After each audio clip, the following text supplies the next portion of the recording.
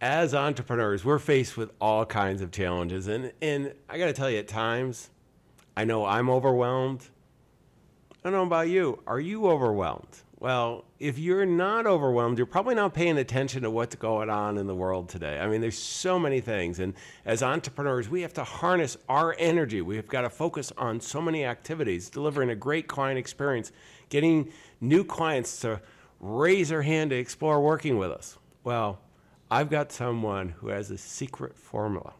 Well, it's not that secret because he's a best-selling author. He's one of the most popular people on Amazon. He's got his own podcast on personal development. And he has a formula that every one of us needs to put in place so that we can be all that we want to be. We can make that dent in the universe. I'm John Bowen at aesnation.com, and I'm going to bring on, in just a second, an unbelievable, remarkable young man, Hal Elrod, and he's going to show you how you can increase your productivity at a huge level. Stay tuned. Ordinary success?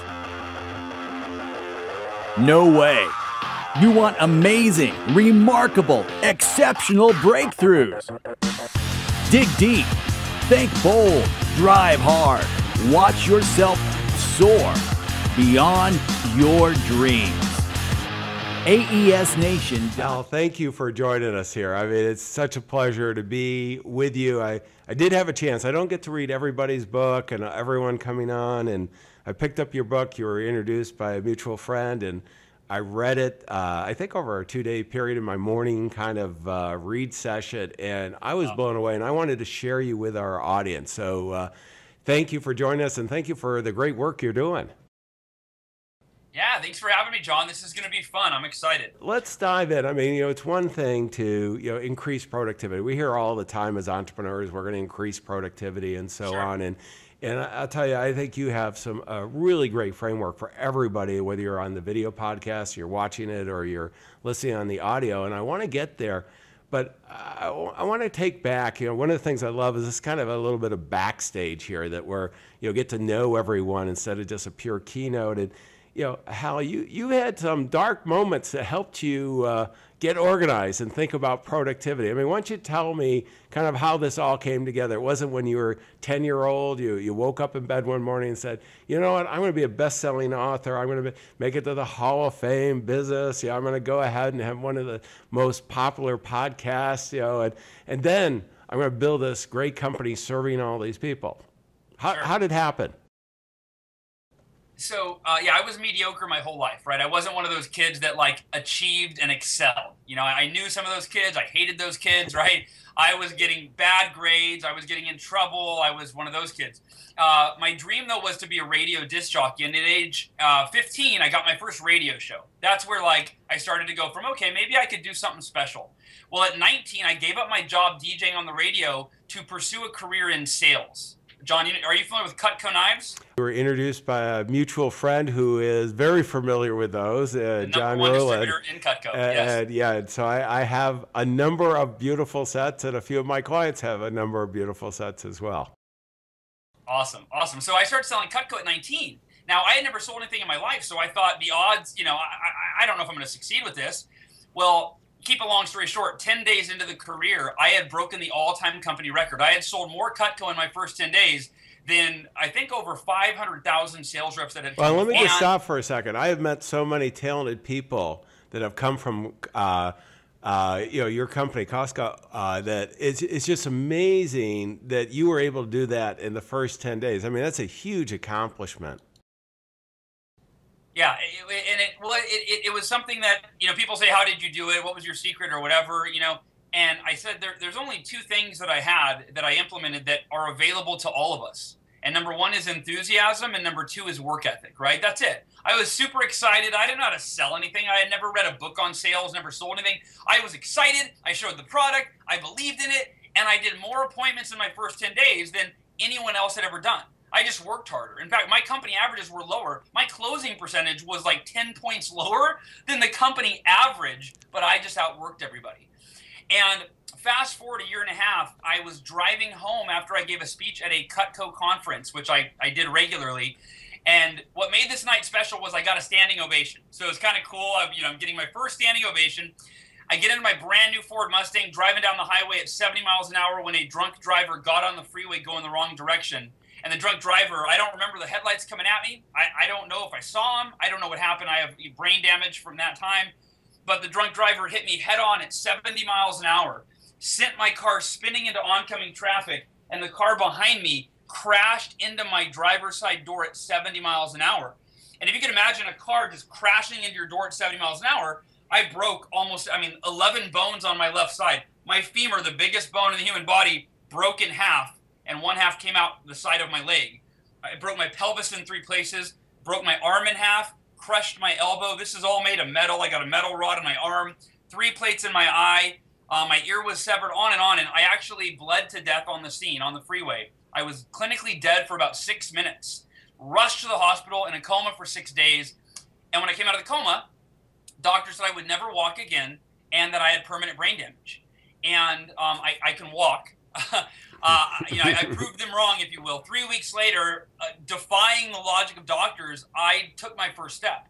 And I got back to work that year and went on to become one of the youngest Cutco reps ever inducted into the Hall of Fame just a few years later. So that was kind of my first rock bottom, if you will, the hardest thing I'd ever experienced in my life. And I just overcame it as productively and proactively as I possibly could. One thing that we all know is, we've got to go ahead and life intrudes. And that was a huge, life really hit you hard there. And what we judge people by is how they get back up. And, obviously you've gotten back up, but, I read your book, so I know it actually got worse after that. You had and I'm trying to think is what's worse than dying? Because, you were clinically dead on this.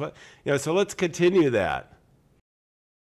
It was, so I got back to I got back, Hall of Fame, things were great. I left the company because I always had a dream of being a professional keynote speaker, a success coach, and an author.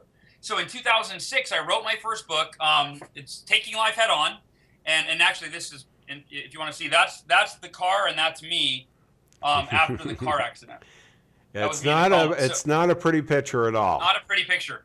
But I'm glad my dad took it. Otherwise, people would have to take my word for it. So about 9 years later, in 2008, when the U.S. economy crashed, I crashed with it. And like so many Americans, I lost over half of my income. I couldn't pay my bills, including my mortgage. I lost my house. I canceled my gym membership. I stopped exercising. And as a result, I got deeply depressed for the first time in my life, to the point of being borderline suicidal, where I didn't want to get out of bed. I didn't want to live. And what made it so hard, the reason I say it was worse than the car accident, is the car accident, it really was rock bottom. So I could only get better and heal as time went on. Where when the economy crashed, there was so much uncertainty. It's like, I thought I was at rock bottom, then another client canceled, right? I thought I was at rock bottom, and then it just kept getting worse and worse and worse. And so a conversation with my good friend John Berghoff led to me going on a run. On that run, I heard a quote from Jim Rohn, and you probably have heard this quote, John. Many of your listeners probably have.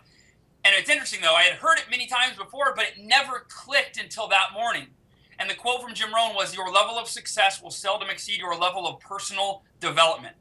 And I realized that, yeah, I read books here and there, but I realized I wasn't really dedicating time to extraordinary personal development each day so that I could become the person that I needed to be to create the success that I wanted.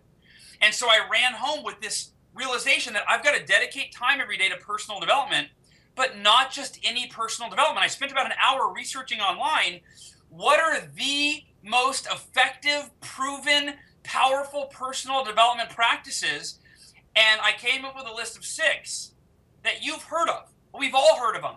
And I almost dismissed it because I had heard of them, and then I went, wait a minute. Successful people swear by any one of these. So I'll give you an example. The first one is meditation. I thought, who meditates? That's like some Eastern philosophy, spiritual. Like, I need results. I want to make money. Then I come across this article called Fortune 500 CEOs that meditate. And I read it, and I'm like, interesting, right?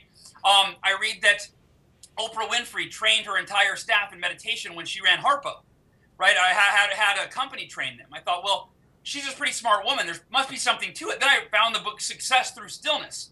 Russell Simmons, one of the most successful entrepreneurs in the world, says that meditation is the single most important key to his financial success and his business success. wait a minute. Maybe meditation isn't some hokey thing. If all these people, these entrepreneurs, these CEOs swear by it, how could I not do that every day? But the other 5, I'm thinking, but these other ones, people swear by journaling and affirmations and visualization. And so, to keep a long story short, I have this breakthrough. I'm looking at the list going, which of these am I going to do to get the, as an entrepreneur, I want fast results. My life's a freaking mess. I want to turn it around as fast as I can. Which of these 6 should I do? And then it hits me.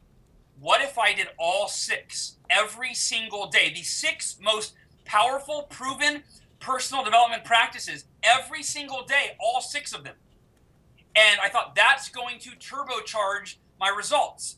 And the challenge was, when am I going to do it? And I wasn't a morning person, but that's the only time that made sense. So many successful people were early risers, but not me. I decided to wake up the next morning at 5 a.m., do all 6 practices. And John, I'll wrap it up by just saying this. Mm-hmm. At 6 a.m., I was a different person. At 6 a.m., even though my life was still a mess in my outer world, internally, I felt better than I had ever felt before. Had more clarity. I was energized. I was motivated. I was optimistic. I was hopeful for the first time in 6 months of depression. And 2 months later, I had doubled my income, went from not exercising in 6 months to running a 52-mile ultra marathon. And my depression didn't take 2 months to go away. It was literally gone that morning. And so I started calling it my miracle morning, but I had no intention of sharing it with anybody else or writing a book or anything else. It is. It's one of the things that I see over and over again, Hal, and this is why I love your story, is that the company I have now, my primary is coaching financial advisors, and it's CEG worldwide. And we do all kinds of empirical research on financial advisors and successful individuals, successful entrepreneurs. And I started it with the premise that success leaves subtle clues. And the reality is, success leaves blindingly obvious clues that we all choose to ignore. Yeah, you're right. You're right. And, and sometimes we have to hit rock bottom, and we can bounce back up because we're inspired. I mean, Jim Rohn quote, I grew up listening to him, and just unbelievably inspiring, motivational person. But in a lot of lessons, but we don't apply. And what I really like about what you're doing, it's one thing to go and say, okay, there's 6 things that I need to do. But what was so powerful, Hal, is that you created the framing to do it so others could do it out of your own experience. And it's helped you become a very successful entrepreneur. And what I'd love to do for all the entrepreneurs, we've all struggled with hearing how we should do personal development. If you're my age, I could go through all Tony Robbins. I could talk about the different tape decks, and I just go on and on, all the different guys. And as entrepreneurs, we're so hard charging, and many of us, particularly as we have more success, we stop listening to those things, and we're kind of not doing as much. I mean, you're obviously listening to some because you're here at the AAS Nation Mastermind, our virtual group. But creating that framework, can you help us, for these busy, successful entrepreneurs, and as we become more successful, we get more opportunities. Can you help us with some framing of how they could put in place the lessons that you've really learned and you're sharing with your audiences? Yeah, and let me first say this, that 4 of the most dangerous words in the English language, I believe, are these 4 words. I already know that. And those 4 words prevent us from really maximizing our growth and doing the things, the fundamentals that will make us successful, right? Like early rising. I've heard that, blah, blah, blah, goal setting, just these normal things. And I almost dismissed the framework that I'm about to share with everybody. Those 6 practices that I wrote down, I had heard of all of them. And we're always looking for cutting edge, brand new, the newest app that'll solve all of our problems, right? And these fundamentals, I realized, wait a minute, successful people do swear by any one of these, right? So all 6 of them, as I mentioned earlier, is going to be a game changer. Theoretically, I didn't know for sure, but I thought that it might. So here are the 6 practices. And again, you will go, I've heard of that. And maybe I haven't tried it. Maybe you have, maybe you haven't, some of them. So they are organized in a very simple acronym called the SAVERS. So I call these the lifesavers. These are the 6 practices that will save you from missing out on the life, the level of success that you really want. And in every area, by the way, let me just, John, mention that this is not just about business success. I believe that very few people are living to their full potential in every area. And if we're measuring success on a scale of 1 to 10, right, what level of success do we all want? Yeah, I'm going for 10. 10, right? Nobody's like, I don't want to be too happy, or I don't want too much money. I don't want people to judge me. No, no, no. We all want level 10: health, happiness, finances, relationships, energy, you name it. But most people, now, they might be succeeding at work, right? You're a millionaire, you're crushing it at work, but your relationship is suffering. Your health is suffering. Your fitness is suffering. So to me, the Miracle Morning is the most effective strategy to ensure that you don't just become a successful entrepreneur, you become a level 10 person so that you can achieve level 10 success physically, mentally, emotionally, financially, relationally, spiritually, in every single area. So here are the lifesavers. The S is for silence. And silence is meditation, but it also could be prayer. If you're a religious person and you pray every day, I combine both. I do some prayer and some meditation. The A is for affirmations.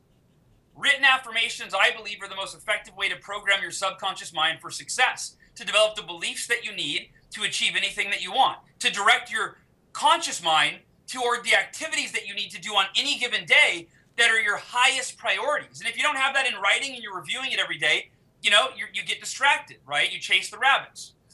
Well, the V is for visualization.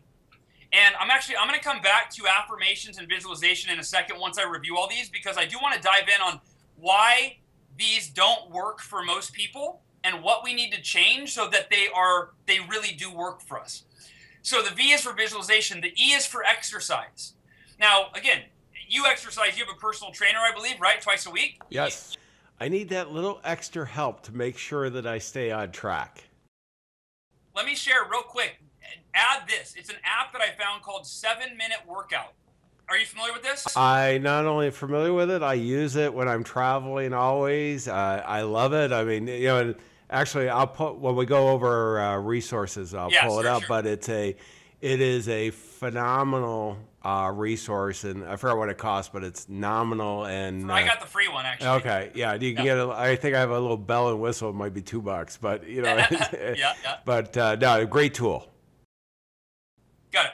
So exercise. And it's about increasing the blood and oxygen to your brain in the morning so that your cognitive function and your mental and emotional capacity are optimum, so that you as an entrepreneur can have the clarity and the focus that you need to crush every single day. The R is for reading, right? Reading, self-help, not rocket science, but it's that consistent reading. And I always tell people too, a lot of times entrepreneurs get in that slump where things are going well, and so they stop reading, right? We've all been there before.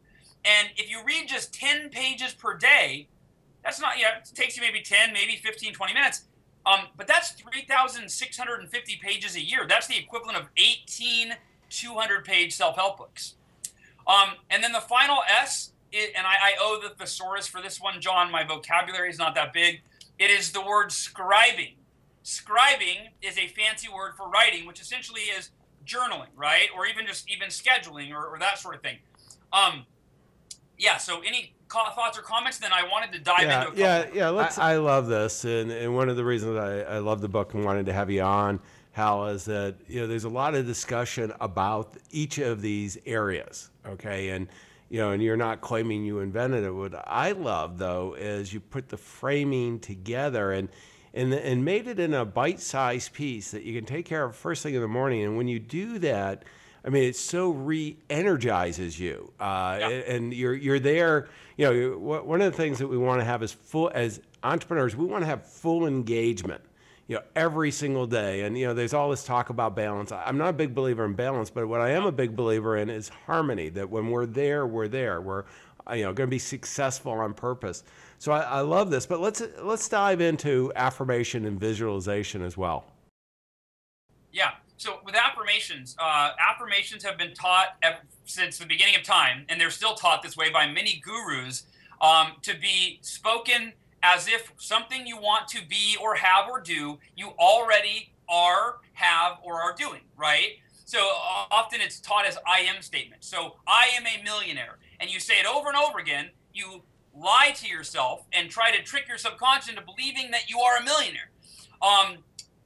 example, is let's say you weigh 160 pounds, but you want to weigh 120. You speak in the present tense, I weigh 120 pounds. Let's say you want to achieve your goals this year. You say, I've achieved all of my goals for 2014, for this year. Well, if you say, I am a millionaire, no, you're not. You say, I weigh 120 pounds. No, you don't. You say, I've achieved all my goals. No, you haven't. So there's this internal struggle with the truth and this falsity that you're claiming to yourself. So I believe that now I'm not saying that doing those types of affirmations couldn't help you. I think enough lying to yourself, you do trick the subconscious. So there's definitely merit to it. But my affirmation formula is very different. So it's more action oriented. So it's, I am committed to doing blank by blank date so that I can achieve blank. That's the formula that I use. I'm committed to blank, whatever the activity is, right? So if you want to write a book, I'm committed to writing 10 pages per day. And if you want to throw a no matter what in there, I like that language, right? I'm committed to writing 10 pages a day, no matter what, so that I can blank by blank date, so that I can finish my book by December 31st, 2014, right?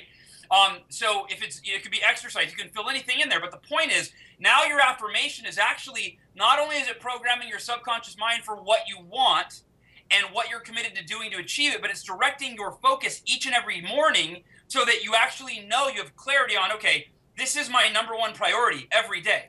And when, again, we're entrepreneurs, without those written affirmations, it's so easy to just, get distracted and chase the rabbits and chase the new opportunities and, get caught up in email or social media or whatever it is. So make sure your affirmations don't just lie about a perceived future, but actually direct you toward the truth of what you want, but the truth and the reality check of what you are committed to doing every day to make sure you achieve. I love that, and I love also sharing that too with the people you care about. Public declarations of these affirmations, make them even more real, because as entrepreneurs, we're so hard driving that once we make a commitment, we're gonna go ahead and we're gonna drive toward that, and we're not always going to achieve it, but the progress that we're going to make, from where we are to where we go to, is going to be huge. And that's really what we're looking to do, is just to be very successful on purpose. Let's go to visualization, Hal.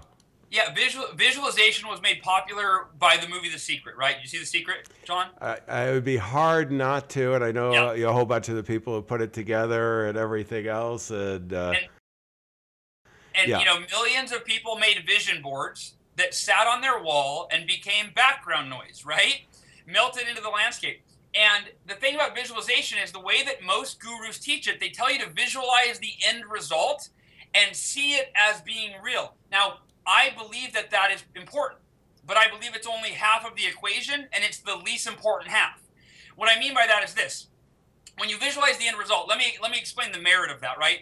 So every goal that we have floating around in our head, every dream, every desire, most of them are surrounded by what I call like almost a fear bubble, right? They're surrounded by this bubble of fear, insecurity, of our self-concept based on who we were, which is someone who hasn't ever achieved the thing that we're trying to achieve. So these goals and desires, they never actually manifest. Now, when you picture the long term and you see it becoming a result, I believe that's very effective in kind of removing that fear bubble and letting that seed, that possibility, blossom into a vision of what's possible. Now it becomes real for you. Now the belief and the desire to make it a reality is increased. It's no longer coated with that fear. There's still going to be fear around it, but you let it become a possibility. So that's the first part of visualization. It's very important, but most gurus teach, that's all they teach.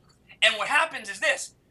Research has shown that when you visualize over and over your desired result, it can actually be totally counterproductive, because you actually trick your subconscious mind into thinking it's as good as done. And this happened to me one year. I visualized doubling my Cutco sales, selling $300,000, breaking the all-time record. I visualized it so much that I would stop visualizing and have a sense of accomplishment, going, wow, I'm really going to do it. Then I'd go back to playing video games or doing whatever I was doing. I was 20 years old. Whatever I was doing, right? So the most important part of visualization is start with the end in mind, see it, feel it, let that inspire you. But the most important part is Now bring it to the present day. Now envision yourself doing the thing that you must do today to ensure that that long-term vision becomes a reality. And for me, when I was writing The Miracle Morning, so I got my laptop right here, what I would do is I would visualize the book cover. I would see this. I would see people reading it with like the look on their face going, wow, this is amazing, right? I would then see them sharing it with other people saying, you have to read this book. Now that was great. But then I would bring the visualization to today, and I would see myself on my laptop typing with the same expressions on my face that the reader had on theirs, going, wow, this is great, this is inspiring, this is life-changing, as I was typing. And that vision for today needs to be so compelling that all you want to do is open your eyes and pick up the phone and start cold calling. Open your laptop and start typing. Get out of your office and go to the gym. Whatever you're envisioning, the activity, that's the most important part in getting you to do the thing necessary that maybe has fear around it to ensure that you arrive at your destination. That is really great. And I mean, I love that. And you know, the whole thing is about being successful on purpose. It's just, you know, how can we put these things together? And, you know, the affirmations, I remember the first time I read Secret, I didn't know all the guys then, so didn't need to be as nice to them.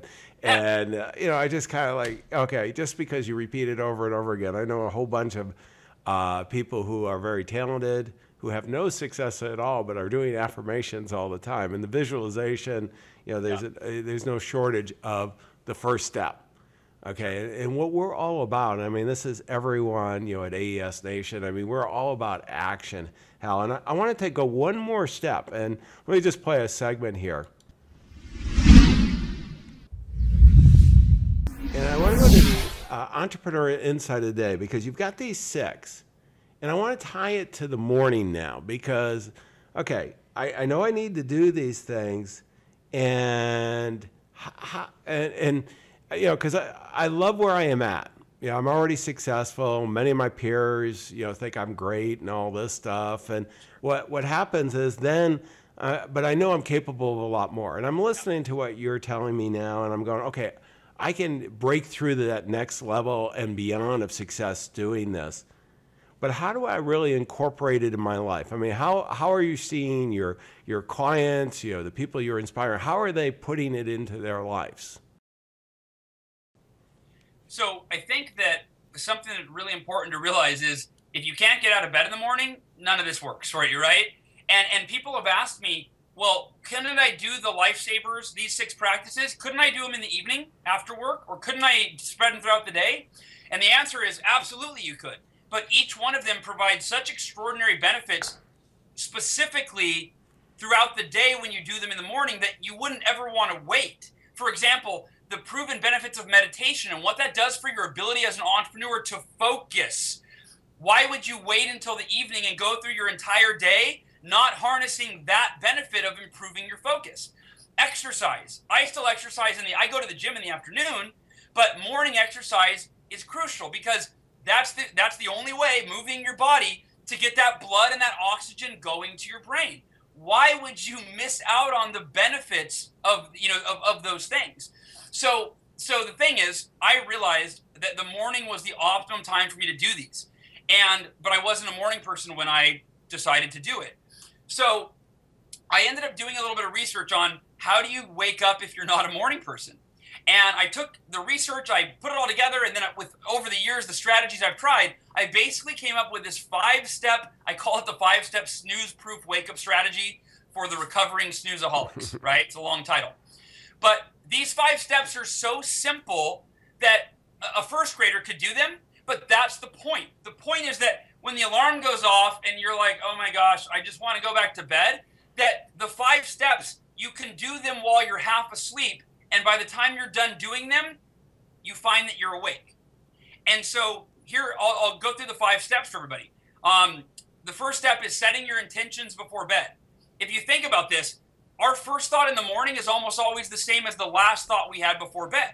You know, when you were a kid, did you celebrate Christmas growing up as a kid? I did indeed. Enjoyed it very much. Yeah. Was it? A lot of people tell me that the Miracle Morning makes every day feel like Christmas, right? I hear that all the time. So Was it hard for you to wake up in the morning on Christmas morning?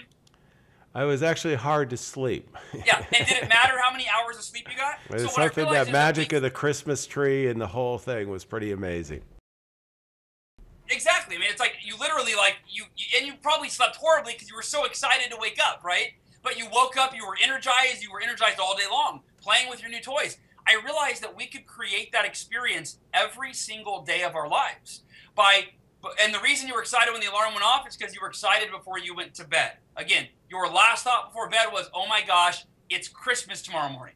The alarm went off, or probably didn't have an alarm when you were a kid, but right, you woke up and you went, oh my gosh, it's Christmas. The first thought you have in the morning is the same as the last thought before you go to bed. So in the Miracle Morning, I shared my own bedtime affirmations. They're the affirmations that I read before bed to set the optimum intention so that when the alarm clock went off, I already decided before I went to bed how I was going to feel. I created it. When the alarm went off, it wasn't dependent on the moment. It wasn't dependent on, oh my gosh, I got to wake up in the morning. I'm going to be so tired, which the first thought you have is, oh, it's the morning already. I'm so tired. So that's the first step. And the next step is you've got to set the alarm clock across the room. I spoke to 70 CEOs at EO in New York City 3 months ago. And the CEO that introduced me, he was a huge fan of the Miracle Morning. He brought me in. He said, you guys, I don't know if Hal's going to share this, but I need to share this in case he doesn't. The most important thing that I learned in the Miracle Morning book was to move my alarm clock across the room. He said, because and think about this, John, when the alarm goes off, if it's on your bedside table, you're still like 80% asleep when you reach over and you turn it off. And you lose every time. Even if I travel and I forget to move my phone across the room, I snooze 7 times, right? So the alarm clock across the room, what happens is now you have to get up and you have to go across the room. And when you have to get out of bed, you're now literally 3 to 4 times more awake than if you would have reached over and turned it off on the bedside table. And I'll just share one more tip in respect of time. Drink a full glass of water first thing in the morning. We're not taught this anywhere, but we are dehydrated by default. We've been sleeping 6 hours, 7 hours, 8 hours, 5 hours with no water. What do most people start drinking when they start their day in the morning? Most entrepreneurs. Yeah, diuretic coffee. Diuretic coffee that further dehydrates you. So first thing in the morning, I always have my full glass of water sitting by my toothbrush on my bathroom counter. I turn the alarm off, keep going, brush my teeth. I'm starting to feel awake. Grab the water, and like I was a college student at a keg party, I just down the whole thing. And now all of a sudden I'm hydrated. Then I put on my workout clothes, go downstairs. So those simple 5 steps you can do while you're half asleep, but those by the time you're done, it's only been 5 minutes. Now you're awake. Now the discipline you need to keep going and have. Well, and I want to help them by giving them some of the tools here. And in the next segment, let me just play it here. Yeah. Is the book of the day, Hal, and I'm not going to let you off. I'm going to make you choose your own book because we've been talking about it. And it just lays out the framework. It's a good read, good stories. Tell them what they're going to find in the book. I've got the Amazon link here, the Miracle Morning, the not so obvious secrets, and they are the secrets guaranteed to transform your life before 8 a.m. I mean, it's really powerful. I think so. If I had to break the Miracle Morning down in what it is, and I was talking to you earlier about this, I've been blown away by the success of the Miracle Morning, how popular it is. I had no idea. I think a part of me, of course, as an author, you envision that your book's going to change the world, but I don't know if I really believed it. I don't know if I really imagined it would become as successful as it has. So I think I've looked at why is that? And there's a few things the Miracle Morning does as a book for you. First and foremost, it makes a very compelling case that how you start your day isn't just one strategy that you could or could not do. It's literally the linchpin to your success, at least the next level. I was recently asked in an interview, Hal, when you created the Miracle Morning, you were at rock bottom. You were depressed, you were in debt, you were losing your house, you were in the worst shape of your life, and it got you out of that within a couple of months. But now you're, as you said, John, you're successful now. Why do you still do the Miracle Morning? And it was interesting because I had never been asked that before. And I thought, why do I still do it?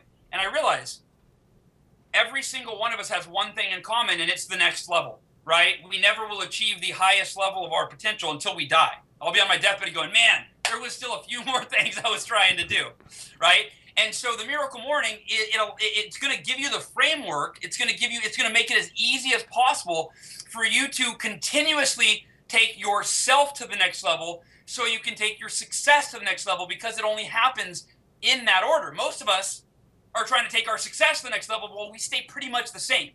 This is going to help you take yourself and accelerate your personal development.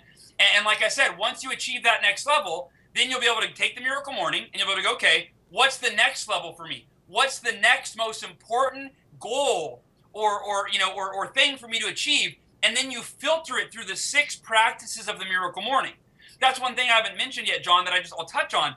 The neat thing about the lifesavers, the 6 practices, are you take your number one goal and you filter it through those. So for example, I wanted to put on a live event for the last 5 years, and I've totally wussed out year after year after year after year. I finally had an aha moment 6 months ago, and I started every day meditating on what it would feel like to put on a live event and kind of empowering myself to do it. Then I created affirmations that directed my focus on what I wanted that event to be like, why it was so important for me and everyone that would go there, what I needed to do to ensure that that event became a reality.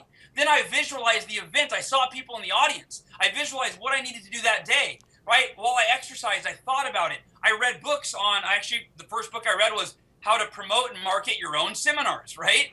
And then I journal each day, clarifying what are the 1 to 3 most important things that I need to do today to make sure the live event happens. So for you, whatever your most important goal is, maybe it's becoming a millionaire, maybe it's taking your company to 1 million or 10 million or 100 million, you take that goal, you filter it through all 6 of the lifesavers, and now you're going to accelerate the rate that you achieve that beyond what you ever thought was possible. No, that's great. And let's go to the next segment to cover that a little more. Hal, on resources, what I'd like to do is let's go right to, I've got on the screen, the bestyeareverblueprint.com, and this is that visualization coming to reality. What are you doing there? So it's going to be unlike any event that has ever been put on. And I know that's a bold statement to make. When I started planning this event, I go to so many events, and most events are information overload, right? Where you go there, it's like 98% listening to speakers, you take 10 pages of notes, and then you go home with all these great ideas, and somehow you're supposed to review the 10 pages of notes, remember the context, and implement them all. And John, you know as well as I do, most people, we go to events, we leave all fired up, and not a lot changes. So when I started planning the event, I thought, I want the event to be not as much about what people are learning, but about what we're doing while we're there. It's not about teaching you how to mastermind. It's about breaking into teams, actually doing masterminds while we're there, and then taking your mastermind partners and scheduling ongoing masterminds for the next 12 months. So most events you would leave with, what page was masterminding on? Oh yeah, how do I do it, right? Well, at our event, you're going to leave having already gone through a mastermind, and now having your mastermind not on page 7 of your notes, but next Tuesday and every Tuesday in your schedule with the same like-minded people that were at the event that are on the same page with you. So the point is, every single thing that we teach is going to be supported by a transformational experience where you do the thing that we're teaching you how to do while you're there. You're not going to leave the event with 10 pages of notes. You're going to leave the event the person that you need to be to ensure that next year is the best year you've ever had. That's great. I love that whole concept, and I use it in a number of the programs I put together, Hal, and that best year ever, this perfect timing in December to really make a huge impact. So I encourage people to take a look at that. And in addition, your website, you've got a whole bunch of resources. Why don't you just give me a quick minute on that, and then we'll bring it all together. Yeah, I mean, if you want to contact me, so what I do, I'm a speaker. I speak all over the country for, entrepreneurs and really every event. I do a lot of real estate events now. It's the Miracle Morning for Real Estate Agents is coming out in December, so that's a niche that kind of grabbed hold of the book. I do a lot of speaking. I do coaching. One-on-one, I'm pretty limited on, but I do some group coaching.